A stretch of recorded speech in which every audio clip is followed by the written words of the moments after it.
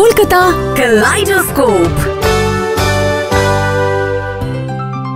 আমার কাজিন কুহুর একদিন শখ হলো ভালো সন্দেশ খাবে, ফলে আমি ওকে নিয়ে গেলাম বউবাজার স্ট্রিটের ভীমনাগের দোকানে। কুহ বলে উঠল, আচ্ছা এই দোকানটা কি খুব পুরনো? অনেক পুরনো। এই দোকানটা প্রতিষ্ঠা করেছিলেন পরাণচন্দ্র নাগ 1826 সালে। আর জানিস তো, বিখ্যাত মানুষদের নামে এই দোকানে নানা ধরনের মিষ্টি পাওয়া যায় আজও।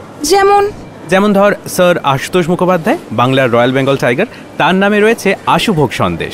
লর্ড ক্যানিং এর স্ত্রী লেডি ক্যানিং এর জন্য তৈরি হয়েছিল একটা বিশেষ ধরনের সন্দেশ যেটার নাম হয় লেডি কিনি। আজও সেটা কিন্তু একইভাবে বিখ্যাত। ও মা, দেখো দাদা ঘড়িটা, ওখানে নাম্বারসগুলো বাংলায় লেখা।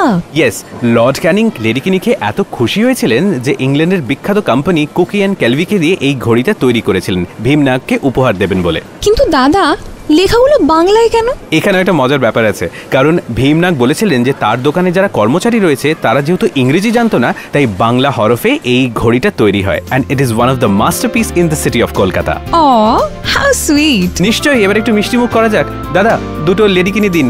Let's test a piece of history. এমনই সব কলকাতার জানা অজানা তথ্য নিয়ে আমি অরিজিৎ থাকবো কলকাতা ক্যালাইডোস্কোপে, exclusively on YouTube/919 Friends FM podcast.